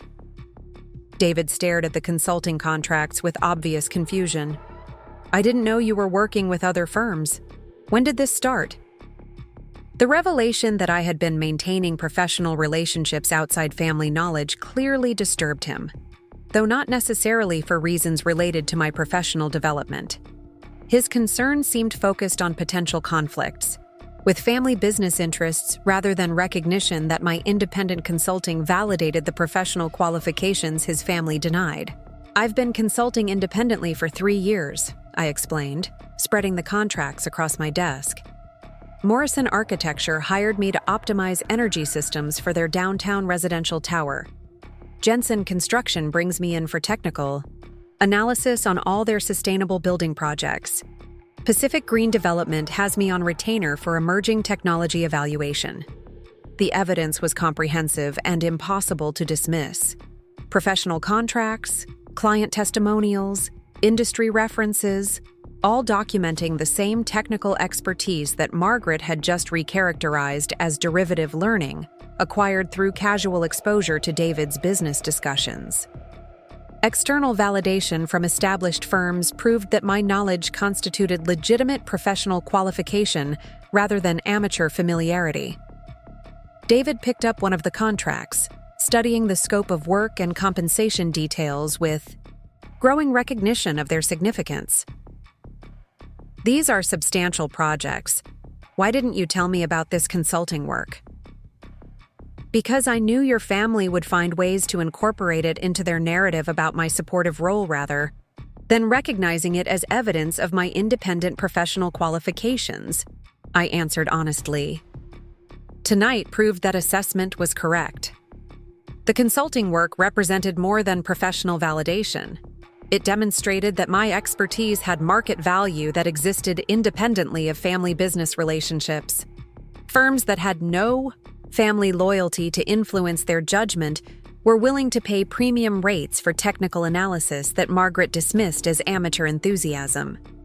The contradiction was too obvious to rationalize away.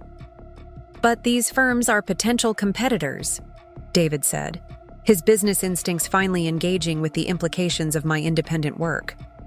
"If you're consulting for Morrison and Pacific Green, they have access to technical knowledge that could give them advantages over Whitfield properties." The concern revealed his fundamental misunderstanding of how professional consulting relationships operated. Rather than recognizing that industry expertise enhanced overall market capabilities, David conceptualized my knowledge as family asset that was being shared inappropriately with competitors. His response confirmed that even when confronted with evidence of my professional qualifications, he continued to view my expertise as resource that belonged to family business interests. "My consulting work focuses on sustainable building technologies that benefit the entire industry," I explained, maintaining patience despite my frustration with his perspective. "The knowledge I share helps firms implement more effective environmental systems, which advances conservation objectives regardless of which company profits from specific projects."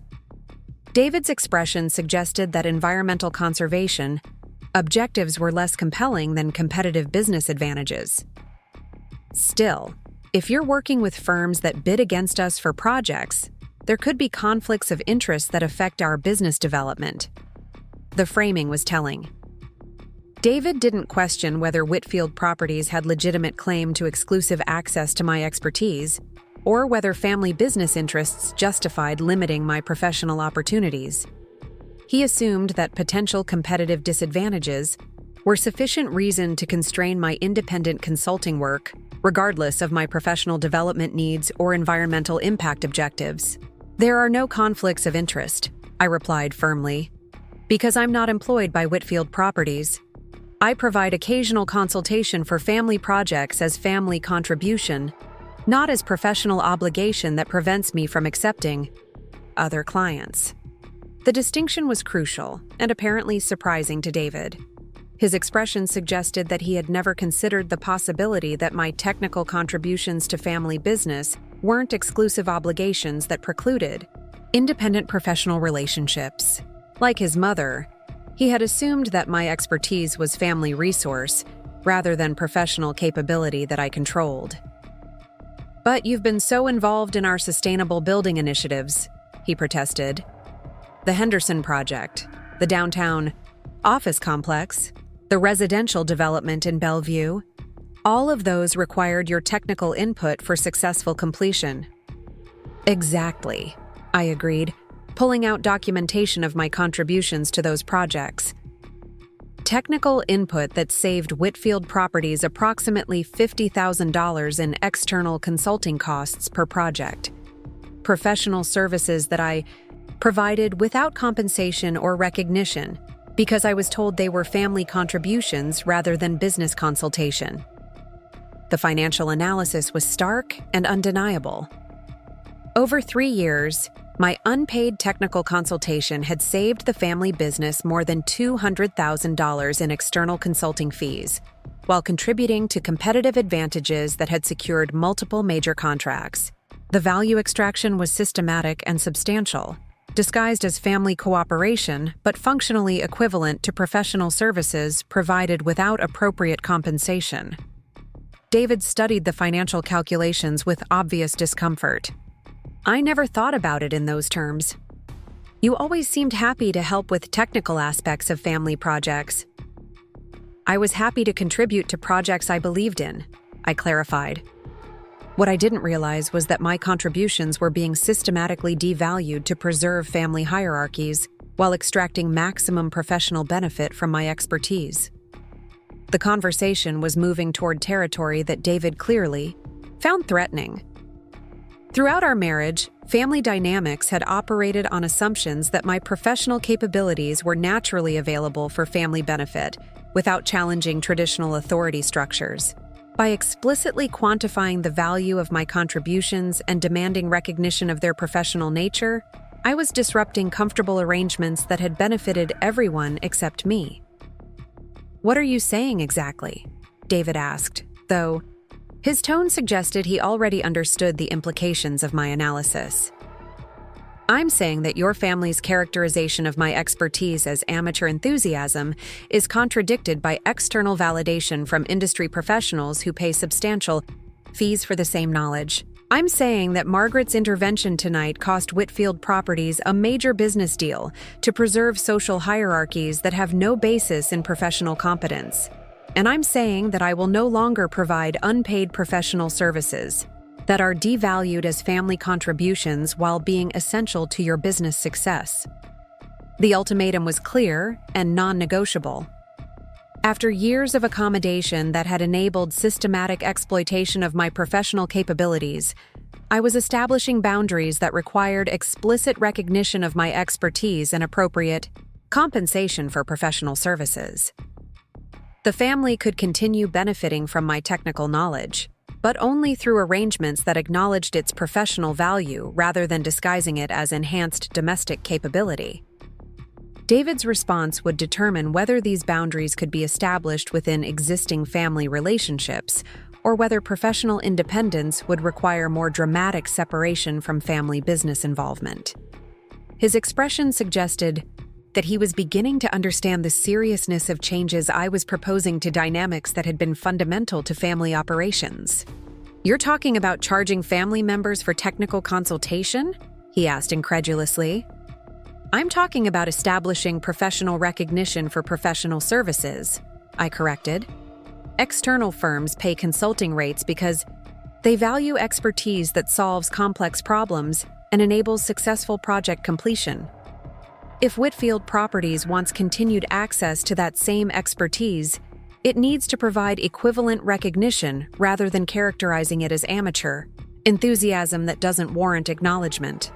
The business case was compelling and difficult to dismiss. My technical contributions had provided measurable value to family business operations through cost savings, competitive advantages, and successful project completions. External validation proved that this value was recognized by industry professionals who had no family loyalty to influence their assessments. The only barrier to appropriate recognition was family insistence on maintaining traditional hierarchies that were economically irrational. "But that would change everything about how we work together on family projects," David protested. "Good," I replied without hesitation. "The current arrangement extracts professional value while denying professional recognition. It benefits everyone except the person providing the expertise that makes it possible." David fell silent, apparently processing implications that extended beyond our immediate relationship to broader family business operations. If I established professional boundaries around my technical expertise, other family members would also need to adjust their expectations about my availability for consultation and project support. The changes would affect Margaret's event coordination, Robert's property management, and the cousins' development projects that had all benefited from my unpaid technical assistance. "This feels like punishment for Mother's comments tonight," David said finally. "This is professional boundary establishment that should have happened years ago," I corrected. Tonight's humiliation was just the catalyst that forced me to recognize how completely my professional identity had been erased to serve family convenience. The distinction was important because it framed my response as professional development, rather than emotional retaliation. Margaret's intervention had been devastating, but it had also revealed systematic patterns that required structural changes rather than temporary accommodations. My professional capabilities deserved recognition and appropriate utilization regardless of family social dynamics. David looked around my office again, seeing evidence of professional competence that had been operating parallel to family involvement throughout our marriage. The contrast between external recognition and family devaluation was becoming impossible to ignore or rationalize away. "What exactly do you want from the family?" he asked. "Professional recognition for professional services, appropriate compensation for technical consultation, and inclusion in business discussions where my expertise is relevant to strategic decisions," I answered clearly. The same treatment that would be provided to any qualified consultant whose contributions were essential to business success. The requirements were reasonable and directly related to the value I provided to family business operations. They didn't demand changes to family social relationships or challenge authority structures unrelated to professional competence. They simply required acknowledgement that technical expertise represented professional qualification rather than enhanced domestic capability. The power had shifted fundamentally in our conversation, and both David and I recognized the change. For the first time in our marriage, I was establishing non-negotiable boundaries around my professional identity that couldn't be compromised for family harmony. The accommodation and patience that had characterized my approach for years had been replaced by clear demands for appropriate recognition and treatment. What happened next would determine whether David and his family could adapt to these new dynamics, or whether my professional development would require independence from family business relationships that had been extracting value while denying recognition. Either way, the systematic exploitation that had been disguised as family cooperation was ending permanently. 2 hours after my confrontation with David, the universe provided the perfect opportunity to demonstrate exactly how much the Whitfield family needed the expertise they'd been taking for granted.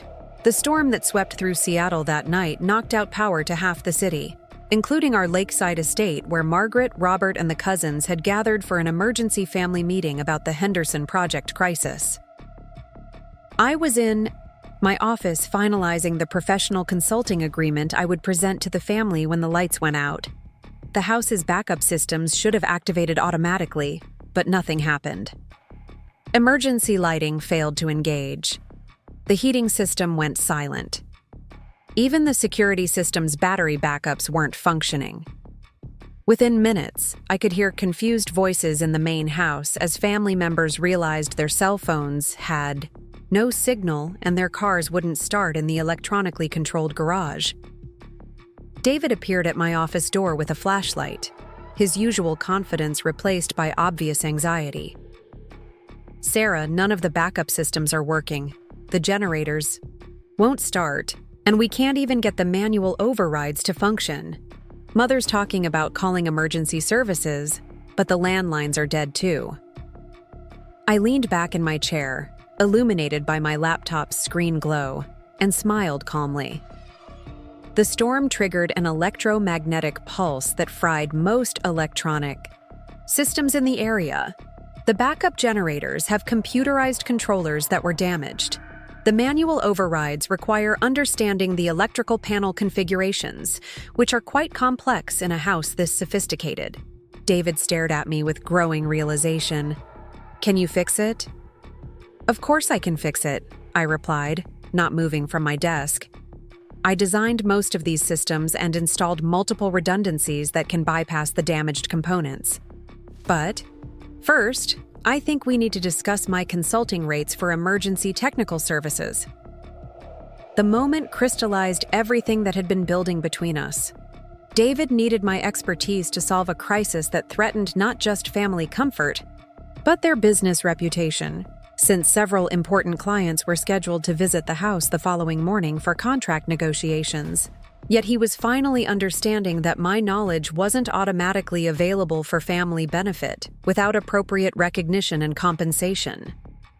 "You're seriously going to charge us for fixing our own house's electrical system?" he asked, incredulously. "I'm going to provide professional emergency consulting services at standard industry rates," I corrected. The same rates that Morrison Architecture and Pacific Green Development pay for my technical expertise. The same expertise your mother described as amateur enthusiasm 2 hours ago. From the main house, I could hear Margaret's voice rising, with frustration as she tried to organize family members to address problems they had no technical knowledge to solve. Robert was attempting to contact emergency services on a dead phone. The cousins were arguing about whether they should drive to a hotel, apparently unaware that the garage doors couldn't open without manual intervention that required technical understanding they didn't possess. David stood in my doorway, torn between family loyalty and practical necessity. "What do you want?" I pulled out the consulting agreement I'd prepared and handed it to him. Professional recognition as lead technical consultant for Whitfield. Properties, retroactive compensation for 3 years of unpaid services, and formal inclusion in all business discussions involving sustainable building technologies. Standard consulting rates for all future technical services, whether for family properties or business projects. The terms were fair and directly related to the value I'd been providing. They established my professional status within family business operations while ensuring appropriate compensation for expertise that had been essential to their success. Most importantly, they prevented future exploitation by requiring explicit acknowledgement of my professional qualifications. "And if I don't agree?" David asked, though his tone suggested he already knew the answer. "Then you can explain to your mother why the emergency services can't restore power to a house with custom electrical systems that only I understand. Why tomorrow's client meetings will be canceled due to technical failures. And why Whitfield Properties is losing competitive advantages that depend on sustainable building expertise they can't access anywhere else." The leverage was complete and undeniable. Years of providing unpaid technical services had created dependencies that the family was finally forced to acknowledge. My expertise wasn't just helpful convenience, it was essential infrastructure that their business operations couldn't function without. Margaret's attempt to diminish my professional status had backfired spectacularly by highlighting exactly how much they needed capabilities they'd been taking for granted. David read through the consulting agreement with growing acceptance of its inevitability. The terms were reasonable, the compensation was appropriate, and the alternative was business disruption that would cost far more than acknowledging my professional value. After years of patient accommodation, I had finally achieved negotiating position that made exploitation impossible to continue. "I'll need to discuss this with the family," he said finally. "Of course," I agreed pleasantly. "I'll be here when you're ready to proceed. In the meantime, I hope Margaret can figure out how to manually reset electrical systems she's never bothered to understand, since she's confident that technical knowledge is just amateur enthusiasm rather than professional expertise." David left to consult with family members who were discovering that dismissing professional qualifications didn't eliminate dependency on professional services. I remained in my office, comfortable with backup power from my laptop and emergency heating from a small unit I'd installed for exactly this type of situation. The contrast between my prepared competence and their helpless confusion would make the negotiation conversation considerably easier. 30 minutes later, the entire family appeared at my office door. Margaret looked particularly uncomfortable, her usual commanding presence diminished by circumstances that required expertise she'd publicly dismissed. Robert carried a flashlight with batteries that were already dimming. The cousins huddled, together, clearly out of their depth with technical problems that couldn't be solved through traditional business networking. "Sarah," Margaret began, her voice carefully controlled, "we understand you're upset about misunderstandings that occurred during dinner. Perhaps we can discuss reasonable arrangements for addressing tonight's emergency situation." The careful language revealed her continued reluctance to acknowledge the fundamental issues that created this crisis. Even when dependent on my expertise for practical problem-solving, she was framing our conflict as misunderstandings rather than systematic professional devaluation that had finally reached its inevitable conclusion. There weren't any misunderstandings, I replied clearly. You explicitly told business partners that my engineering expertise was amateur enthusiasm acquired through casual exposure to David's projects. You dismissed professional qualifications that external firms pay substantial consulting fees to access. Tonight simply demonstrates how essential that amateur enthusiasm actually is to your family's success. The silence that followed confirmed that everyone understood the situation's implications. My technical knowledge was required to solve their immediate crisis and would continue to be essential for business operations that depended on sustainable building technologies. They could acknowledge my professional value and establish appropriate working relationships. Or they could continue exploitation attempts that would result in loss of access to capabilities they couldn't replace. Robert broke the silence with characteristic directness. What do you need from us to restore power and heating tonight? Professional recognition, appropriate compensation, and formal inclusion in business decisions where my expertise is relevant, I answered, handing Margaret the consulting agreement. The same treatment any qualified consultant would receive for services that are essential to your success. Margaret read through the agreement with obvious reluctance, but her business instincts eventually overcame her social preferences. The terms were reasonable, the compensation was appropriate, and the alternative was continued crisis that would affect multiple business relationships and family reputation. These rates seem quite high for family consultation, she said, making one final attempt to maintain traditional dynamics. These are standard industry rates for specialized consulting services, I corrected. The same rates Morrison Architecture, Jensen Construction, and Pacific Green Development pay for identical expertise. If you prefer, I can provide references from those firms confirming that my qualifications warrant professional compensation rather than family favors. The external validation was decisive. Margaret couldn't continue characterizing my expertise as amateur enthusiasm when established firms were paying professional rates for the same knowledge. Her intervention during the Henderson dinner had been designed to preserve family hierarchies, but it had ultimately forced explicit recognition of professional qualifications she'd been trying to contain. Fine, Margaret said with resignation. We accept your consulting terms. Now please restore power before our clients arrive tomorrow morning. The transformation was complete. After years of systematic exploitation disguised as family cooperation, I had achieved professional recognition that couldn't be revoked or recontextualized. My expertise was formally acknowledged as business asset rather than enhanced domestic capability. My contributions would be compensated appropriately rather than dismissed as family obligation. I stood up from my desk and moved toward the electrical panel that controlled the house's power systems. I'll have everything operational within an hour, I said confidently. And I'll provide detailed documentation of the repair procedures so you understand exactly what professional services you're paying for. As I restored power to the house and explained the technical procedures to family members who were finally paying attention to my expertise, I reflected on how completely the evening had reversed our relationship dynamics. Margaret could no longer dismiss my qualifications without losing access to capabilities her business operations required. David couldn't take my contributions for granted without paying professional rates that acknowledged their value.